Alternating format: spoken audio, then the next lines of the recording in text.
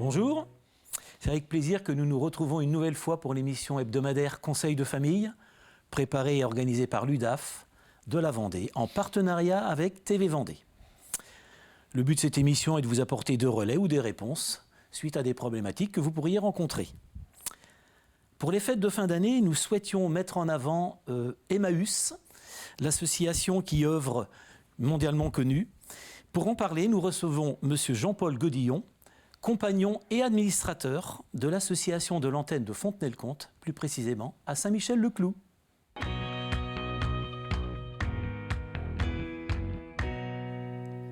Bonjour Monsieur Godillon. Bonjour. Merci d'avoir répondu à l'invitation de l'UDAF. Merci à vous. Pouvez-vous dans un premier temps présenter votre parcours ?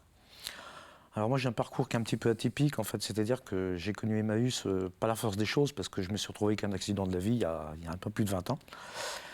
Et j'y suis resté par choix. Au départ je pensais y rester quelques mois pour me remettre debout, me reconstruire et repartir dans la vie active. Puis finalement j'y suis resté par choix, ça me plaisait.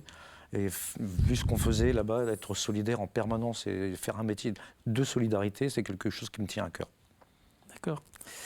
Alors, Emmaüs, pour tous, c'est l'abbé Pierre, hein, c'est la dignité humaine. Forcément. En quelques mots, est-ce que vous pouvez nous resituer un peu ce qu'est Emmaüs, et particulièrement à Fontenay-le-Comte ? Alors Fontenay-le-Comte, ça fait 30 ans que la communauté existe, 31 ans maintenant, mais ça reste toujours le principal travail, c'est toujours le recyclage et la vente, redonner une nouvelle vie aux objets, mais c'est d'abord et avant tout une gestion humaine. C'est d'abord remettre les gens debout par le travail.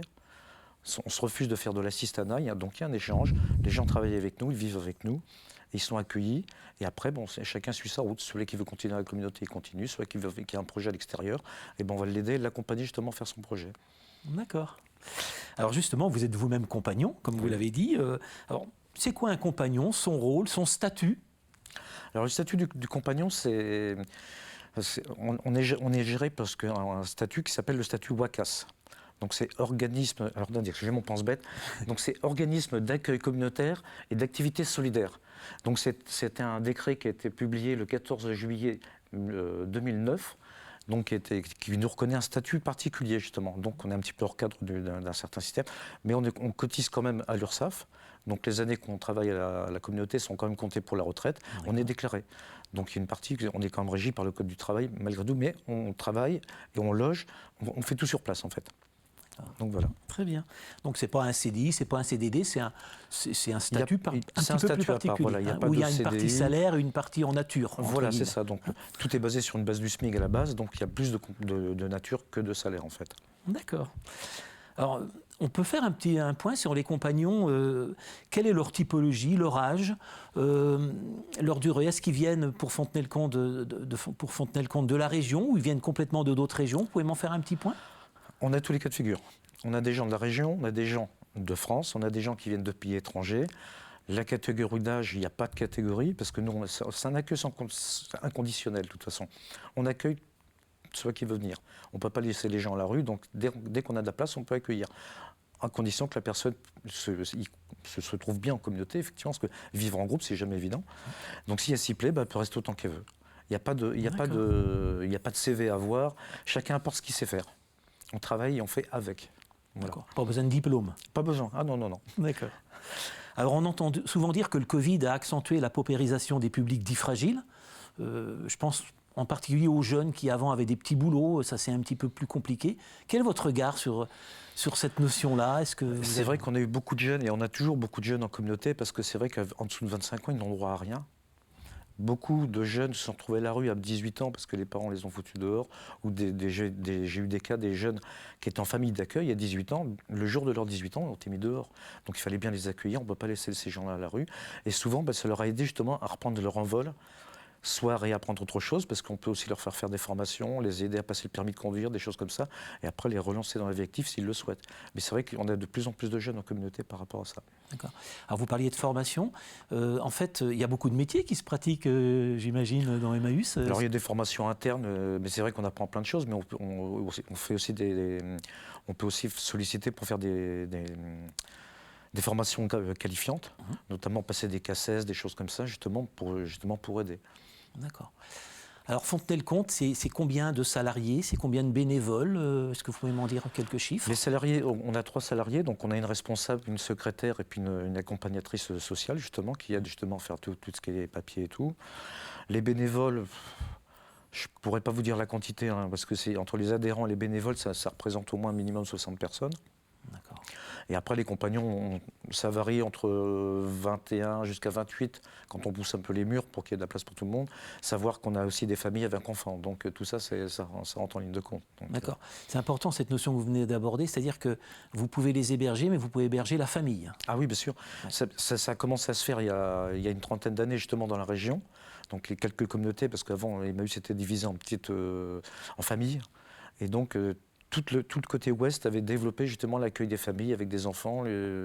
Donc tout ça, ça s'est fait, puis ça commence à faire tache d'huile sur toute la France. Et en France, on commence maintenant à accueillir tout un tas de familles. D'accord, d'accord. Alors, qu'est-ce qu'on fait à Fontenay? Parce que je pense que par rapport à Noël, j'imagine que vous avez peut-être mis des projets en place. Ou qu'est-ce qu'on y fait d'une manière générale? On fait principalement de la vente. Oui. Donc là, on vient de finir une vente de jouets anciens qui était au mois de décembre. Là, on va attaquer une vente Lego au mois de janvier, puis la grande braderie d'hiver au mois de février. Donc ça va toujours attirer du monde. Autrement, ce qu'on y fait, c'est on donne une seconde vie aux objets, à tout ce qu'on peut récupérer. Et on fait beaucoup de recyclage. On est partenaire avec Écosystème, on travaille pour les D3E. Donc tout ça, on travaille avec le relais, avec Trio qui est à Niort, donc c'est pour le textile, parce qu'il faut savoir que le textile, on en récupère des montagnes. Et puis tout ce qui est électronique, tout ça c'est recyclé. Presque tout se recycle maintenant, donc on arrive à travailler beaucoup avec ça aussi. D'accord. Alors on voit beaucoup d'autres associations ou des entreprises qui se sont mis un peu dans ce recyclage. Hein. C'est un mot, tant mieux, qui est à la mode, mais donc vous le faites depuis toujours. C'est le fondement même d'Emmaüs d'ailleurs. Voilà. Vous travaillez avec eux ou chacun est un peu dans son Non, on dans a son comme coin. développé des partenariats, par exemple avec le Psychodème à Fontenay-le-Comte. Oui. On a un compagnon qui est en permanence là-bas, qui lui refait du tri sur place. D'accord. Donc il y a des choses qui peuvent être valorisées pour que la communauté récupère, par exemple. D'accord. Alors, c'est intéressant, vous disiez que vous êtes compagnon, mais vous êtes aussi administrateur. Oui, donc c'est un fait. vous pouvez me faire la différence entre les deux? Quel est votre rôle d'administrateur? On a bien compris. Mon rôle, c'est donc, moi, je me représente que tout seul quand je suis administrateur. Hein, c'est en mon nom propre. Je ne représente pas les autres compagnons. Il y a un délégué des compagnons pour ça. D'accord. Mais en tant qu'administrateur, on suit la politique de ce qu'on veut, par exemple, mener. Par exemple, on a des travaux à faire, des choses comme ça. Donc, toutes les décisions se prennent en collectif. Et c'est pour ça que d'être administrateur, c'est important aussi, parce que le compagnon qui est sur place en permanence connaît encore mieux les besoins de la communauté. Vous avez de la peine à trouver des bénévoles ou au contraire, vous sélectionnez des bénévoles pour qu'ils soient dans l'esprit? Pouvez-vous nous dire comment on rentre bénévole à Emmaüs? Alors, trouver des bénévoles, c'est jamais évident. Parce qu'il faut que ce soit déjà une démarche personnelle, il faut que la personne ait envie de le faire. Et après, c'est vrai qu'on travaille dans une éthique qui est très très cadrée.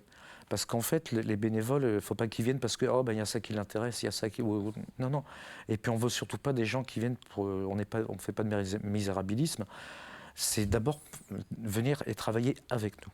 C'est nous donner un coup de main. C'est la première chose. Après, il y a toujours des liens de sympathie qui se créent et tout, mais il faut quand même garder certaines barrières et tout, parce qu'on ne sait jamais ce qui peut se passer. Un compagnon, il peut être là, puis le lendemain, il être parti. Donc, faut aussi, c'est toujours un équilibre qu'il faut trouver. C'est pour ça qu'être bénévole à Emmaüs, c'est un peu particulier par rapport à d'autres associations, parce qu'on travaille d'abord avec de l'humain. C'est l'humain qu'on met en avant, et c'est pour ça qu'il faut faire attention de ne pas casser cet humain, justement. Souvent, ça peut arriver que des bénévoles, maladroitement, font des choses, et ils peuvent casser un être humain. Il y a tellement de choses qui peuvent être faites maladroitement, c'est pour ça qu'on cadre beaucoup le bénévolat chez nous. D'accord. Vous leur demandez une expérience, indirectement. Oui, puis on leur demande d'avancer pas à pas avec les compagnons, justement. C'est qu'ils apprennent à découvrir la vie de compagnon, ce qu'est un compagnon, et ce que c'est que la vie à Emmaüs, en fait. D'accord. Oui, c'est exact. Alors, j'ai bien compris que vous leur apportiez du travail aux gens qui arrivaient, mais est-ce que vous les accompagnez sur d'autres champs sociaux? Oui, bien sûr. S'il y en a qui ont besoin justement de repasser des diplômes, qui ont besoin ou apprendre un autre métier et tout, on va les accompagner dans cette optique-là. Le but du jeu, c'est pas qu'un compagnon reste en communauté, c'est l'essayer justement ça peut être aussi un tremplin. Ou alors, quelqu'un qui a été abîmé dans sa vie, essayer de le remettre debout. Et s'il a un projet, pourquoi pas l'accompagner pour qu'il puisse réaliser son projet à l'extérieur. D'accord. Ça va jusqu'à l'accompagner éventuellement pour passer son permis de conduire Bien ou des sûr. choses comme ça. Ah, voilà. Tout à fait, oui. Donc là, vous êtes en partenariat avec aussi d'autres On n'est pas en organismes, ça peut être partenariat, mais par l'État. contre, non, par contre, c'est la communauté qui prend en charge la moitié du permis de conduire, par exemple. D'accord. Là, nous, on D'accord. prend en charge. Oui, donc vous essayez bien sur Bien ce sûr. champ-là. D'accord.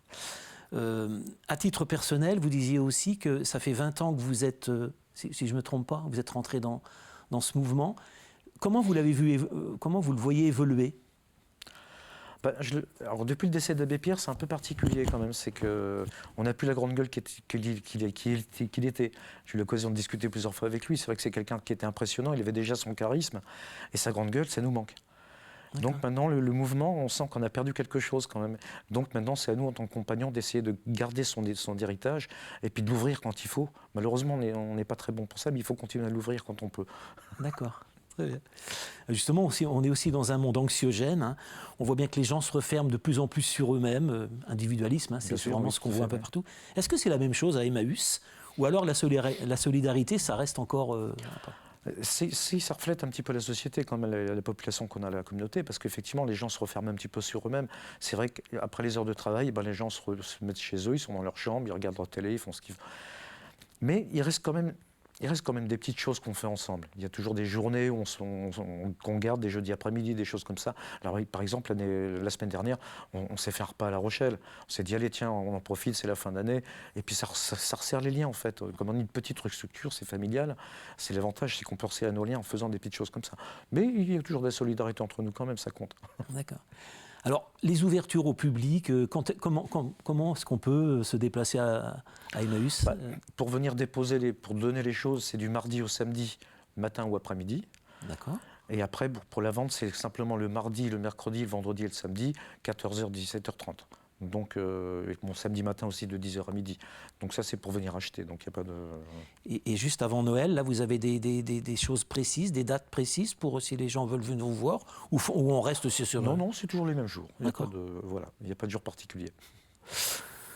Merci beaucoup, Monsieur Godillon, d'avoir répondu. Le temps passe vite. Oui, vraiment, c'était très intéressant d'apporter cet éclairage. Merci à vous. J'espère que nous avons pu répondre à vos attentes. N'hésitez pas à nous contacter si vous avez envie qu'on discute de thèmes ou d'associations plus particulièrement. Vous pourrez retrouver cette émission comme les autres, comme les précédentes, en multidiffusion sur TV Vendée ou sur le site de l'UDAF de la Vendée. Quant à moi, je vous souhaite une belle semaine et à bientôt pour une nouvelle émission de Conseils de famille. Au revoir.